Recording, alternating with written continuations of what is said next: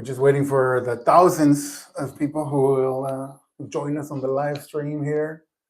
Gonna have a nice little chat. Is my sideways here? I think that's better. Okay. So I think we're gonna just go ahead. You ready? Yeah. Okay.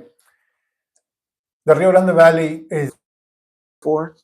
Unfortunately, these things that projects like a movie need are very expensive.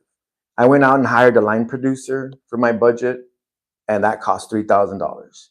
You need legal fees, $5,000. You need a manager to get your name through the door. You need talent. You need all of these things that they don't teach you when you're trying to make a movie. You know, as a filmmaker, as a storyteller, we're just focusing on telling that story. But then you get down to the nitty gritty and you find out that there's something else on top of that.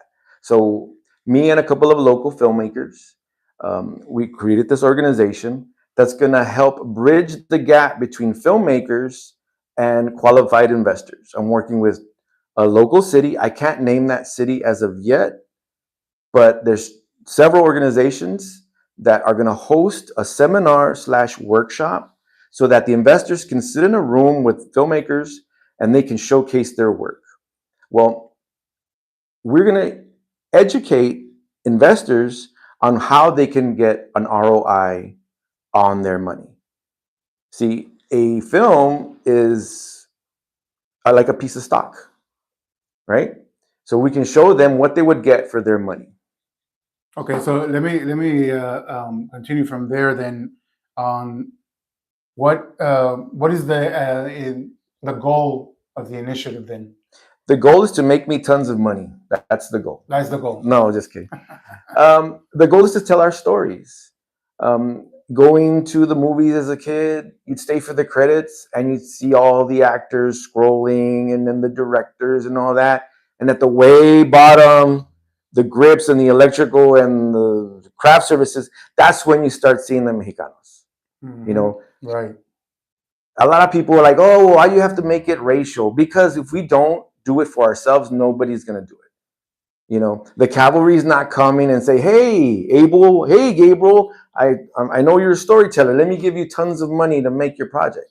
We got to fight for everything that we want and that we need. So that was the idea behind this. All right.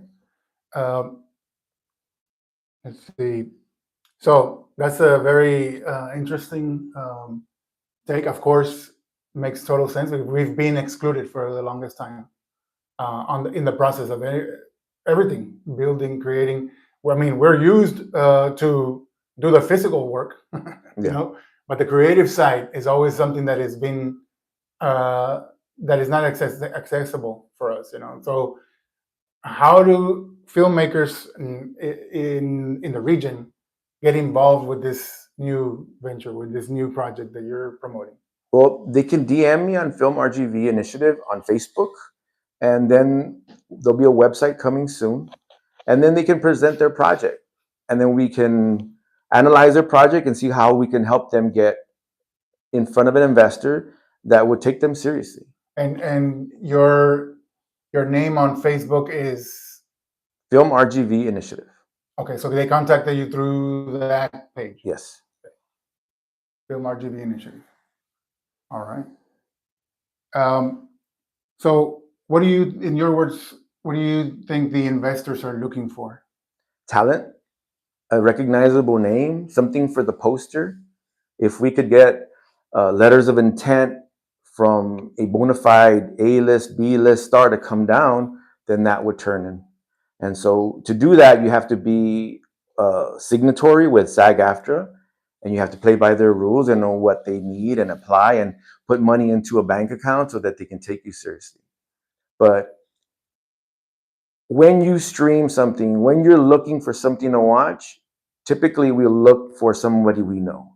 So you need a name on that poster that can draw attention to that. So the goal is to bring down 3 or 4 union actors and make movies locally, and in turn, those actors locally would get hours towards their SAG cards. So that brings up a question that is something very relevant to me personally because I also engage in this for a while, filmmaking, uh, independent filmmaking, small projects, usually short stories or short film. And this project that you're talking about is something on another level, something on a bigger scale. So, what minimum amount in terms of dollars that a team or a filmmaker needs to be taken, like you said, quote unquote, seriously? Well, there's several levels to the SAG-AFTRA. They change all the time, especially since the coming up to streaming.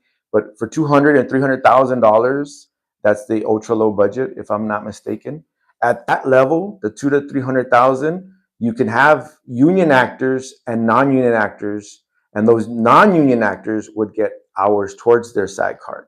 So they have to have a certain amount of hours that were accounted by an actual accountant, line producer, so that they could turn into the union. And that's facilitating them being in other projects, not just locally. Mm-hmm. All right.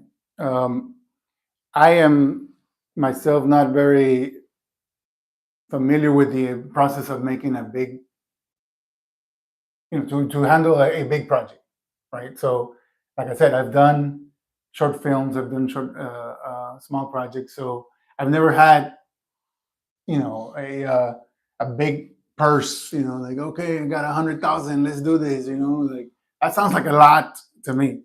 So I don't. what kind of I guess my question is, what kind of alternative does a person who cannot raise that kind of money? What's the alternative for them? They have SAG has an other category just for streaming that you could talk to them, and I think you can go under $50,000. Uh-huh. See, the thing isn't so much how much money you have, it's what you do with it.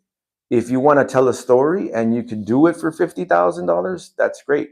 But what we're trying to do is we're incentivizing these cities to be the gatekeepers for us, to get these people in front of us and that they could find some kind of return on their investment. You've driven down all the cities in the valley, and you see that the brand new restaurant popped up. Right. Lots of money, Right. signage, Yeah. Furniture and stuff, and then 3 months later, it's gone, and they resell that property. Let's entice these investors to put some money into a film, and that they can get some money back. Right.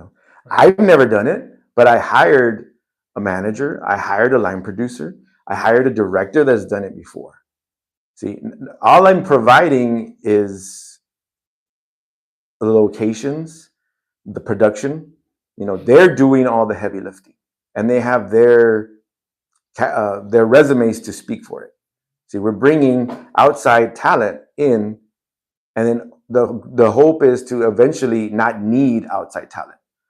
The goal is for creatives that are graduating from UTRGV and film and TV and acting and graphic design can have somewhere to practice their craft. Mm-hmm. A poster needs a graphic artist. Right. Marketing, you need a website for the movie. There's a lot of revenue that can come into the area by having a movie.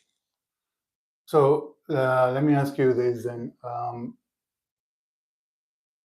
What does a person who doesn't have easy access to funds, right? What would be a quick strategy for them to achieve some financing for their project?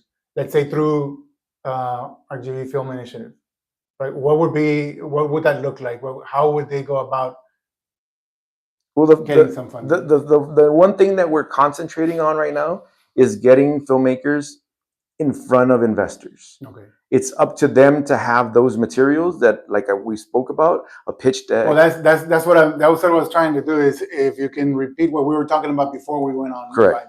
So there's certain elements for a project that the gatekeepers want to see to take you seriously. We can analyze their project. We can help them design a pitch deck. We can help them get a budget. We can help them with a business plan and prepare them to answer the questions the investors will ask. There is several investors in the valley that make movies outside of the valley. What we want to do is we want to bridge them. We want to connect them